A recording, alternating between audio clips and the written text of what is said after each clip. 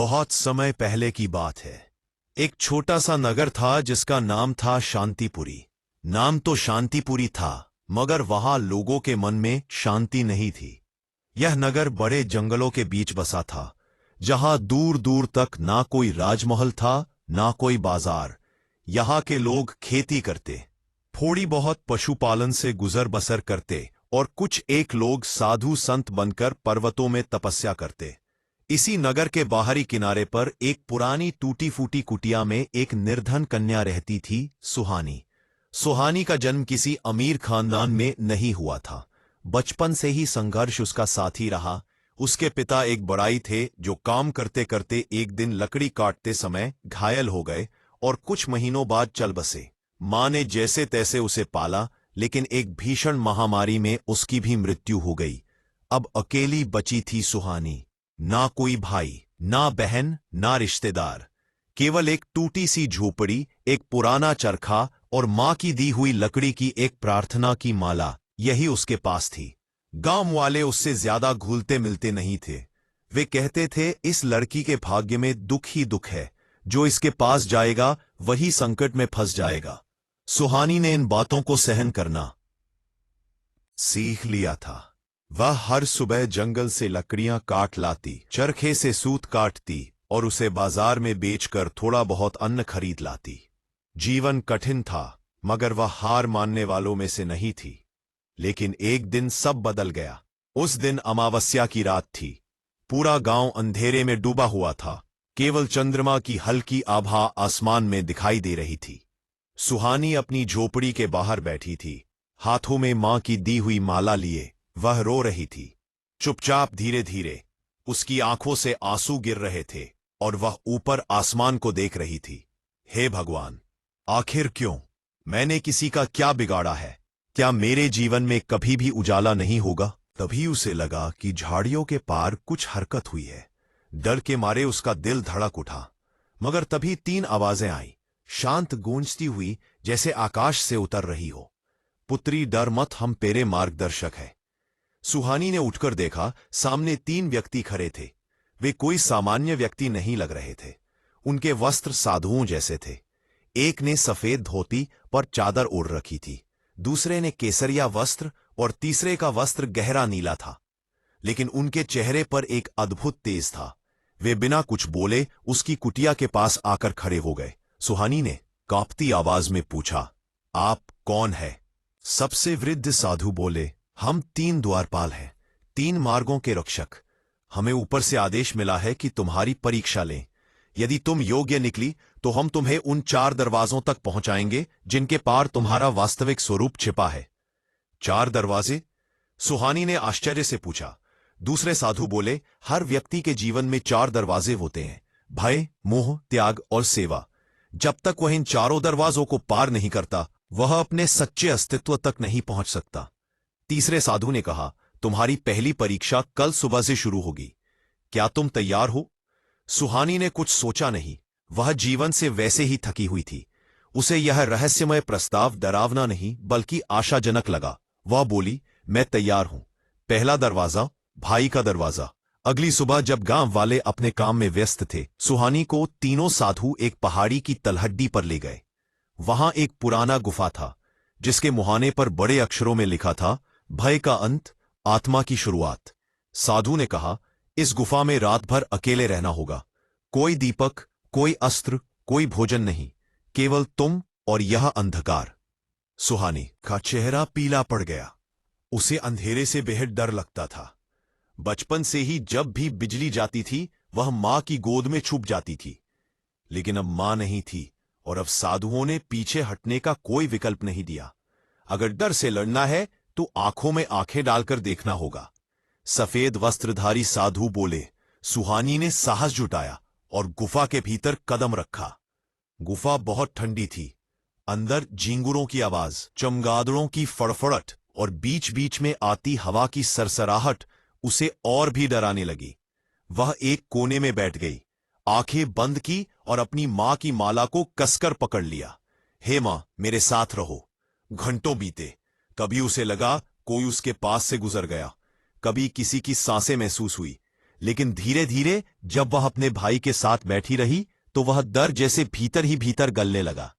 सुबह हुई जब वह गुफा से बाहर आई तो उसकी आंखें लाल थी, लेकिन चेहरा शांत। तीनों साधु वहीं थे। पुत्री नीले वस्त्रधारी बोले, तुमने पहला दरवाजा पार कर लिया। भाई, अब तुम्हें बांध नहीं सकता।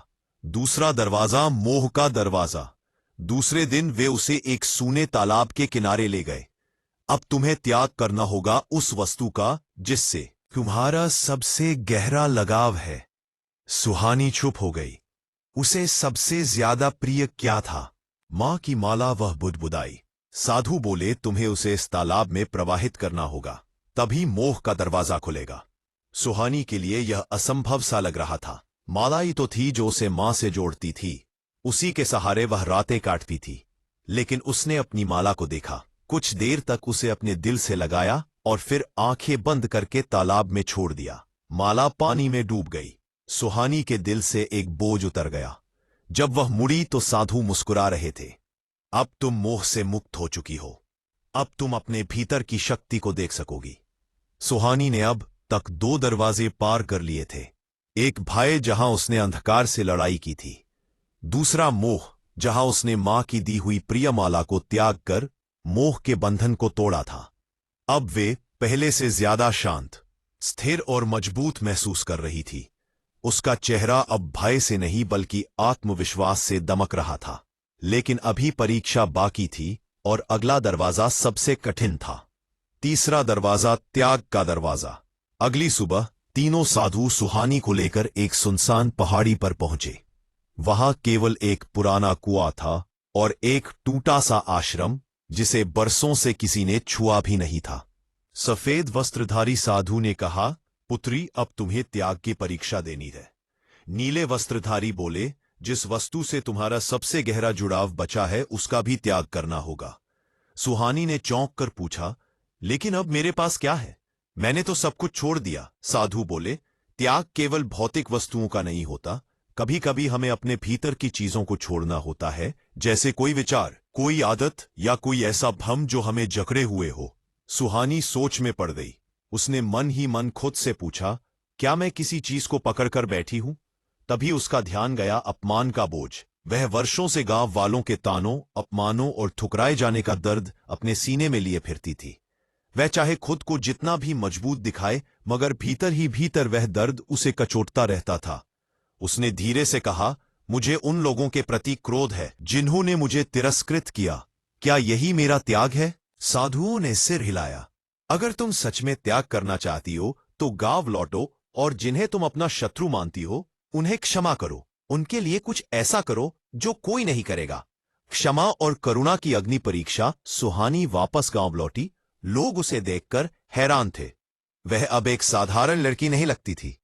उसकी चाल में स्थिरता, आंखों में तेज और वाणी में करुणा थी। वह सीधी उस बूढ़ी महिला के पास पहुंची जो उसे कभी मनहूस कहती थी। माई, क्या मैं आज तुम्हारे घर में भोजन बना सकती हूं? महिला चौंक गई। तू मेरे लिए? लेकिन मैंने तो तुझे, सुहानी ने मुस्कुरा कर कहा। आपने जो कहा वह उस समय की बात थी, लेकिन आज मैं सिर्फ इंसानियत के नाते यहां हूं। वह दिन सुहानी ने गांव के सबसे गरीब और बीमार लोगों की सेवा में बिताया। उसने उनके कपड़े धोए, खाना बनाया और घर की सफाई की। कुछ लोगों ने तिरस्कार से देखा, लेकिन ज्यादातर लोग मौन थे, हैरान, चुपचाप। उसी रात जब वह वापस जंगल में लौटी, तीनों साधु वहां थे। नीले वस्त्रधारी बोले, पुत्री, तुमने तीसरा दरवाजा भी पार कर लिया। अब तुम्हारे भीतर वह करुणा जाग चुकी है जो केवल महान आत्माओं में होती है। चौथा और अंतिम दरवाजा, सेवा का दरवाजा। अगले दिन सुबह सुबह वे उसे एक प्राचीन देव गुफा में ले गए। वहां सामने 4 द्वार उकेरे हुए थे। हर द्वार पर एक प्रतीक बना था। पहले पर एक सर्प, दूसरे पर एक माला, तीसरे पर एक अग्नि और चौथे पर एक मनुष्य जिसकी हथेली खुली है। साधु बोले, अब तुम्हें सेवा का अंतिम दरवाजा पार करना होगा।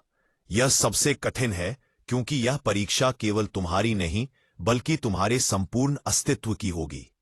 क्या करना होगा? सुहानी ने पूछा। तुम्हें इस जंगल में बिना भोजन, बिना जल, बिना आश्रय के 7 दिन सेवा करनी होगी। जहां कोई भूखा है वहां अन्न पहुंचाओ। जहां कोई दुखी है वहां उसे संबल दो, लेकिन तुम किसी से कुछ नहीं मांग सकोगी, तुम केवल दान करोगी। मगर मेरे पास तो कुछ नहीं है, सुहानी ने कहा। सफेद वस्त्रधारी बोले, बस यही तो सेवा की शक्ति है। जब तुम खाली हाथ भी देने लगती हो तब ब्रह्म तुम्हारे भीतर स्वयं आकर काम करता है। आत्मदान की राह सुहानी ने 7 दिन जंगल में बिताए। वह दिन में घायल पशुओं की सेवा करती, भूखे बच्चों के लिए पेड़ से फल तोड़ती और बीमार बूढ़ों के लिए जंगल में औषधियां खोजती। रात को वह खुद भूखी रहती, लेकिन किसी को भी उसका एहसास ना होता। एक बार एक वृद्ध साधु घायल अवस्था में मिला। सुहानी ने उन्हें अपने कंधे पर उठाया और पूरे 3 कोस तक पैदल चलकर आश्रम पहुंचाया। वहां सभी आश्चर्यचकित थे। यह कन्या कौन है? यह कोई साधारण नहीं दिखती। 7वां दिन पूर्ण हुआ। सुहानी अब पूरी तरह से बदल चुकी थी। अब उसमें ना भय था, ना मोह, ना क्रोध और ना भूख प्यास की चिंता। वह केवल सेवा की मूर्ति बन चुकी थी। अंतिम दर्शन। आत्मा का तेज। जैसे ही 7वां दिन पूरा हुआ, तीनों साधु फिर उसके सामने प्रकट हुए, लेकिन अब वे साधारण नहीं दिख रहे थे। उनके शरीर से प्रकाश फूट रहा था। सबसे वृद्ध बोले, पुत्री, अब समय आ गया है कि हम अपना वास्तविक स्वरूप प्रकट करें। उनकी आंखें बंद हुई और उसी क्षण वे ब्रह्मा, दूसरा विष्णु और तीसरा महेश के तेजस्वी दूत बनकर प्रकट हो गए। सुहानी विस्मय में। सुहानी की नई शुरुआत। जब सुहानी वापस गांव लौटी तो लोग उसे पहचान नहीं पाए। वह अब एक तेजस्वी महिला थी। उसकी आंखों में शांति थी, चेहरे पर करुणा और हृदय में सेवा का संकल्प। गांव के लोग उसके पास आए। माफ करो बेटी, हमने तुम्हें गलत समझा। सुहानी ने मुस्कुराकर कहा, सच्चा परिवर्तन तब आता है जब हम दूसरों को बदलने के बजाय खुद को बदलते हैं। उस वर्षों में सुहानी ने गांव में एक सेवा केंद्र खोला। वहां कोई भूखा नहीं रहता, कोई अकेला नहीं होता। उस केंद्र के द्वार पर आज भी लिखा है 4 दरवाजे, भय, मोह, त्याग और सेवा। यही जीवन का वास्तविक द्वार। This part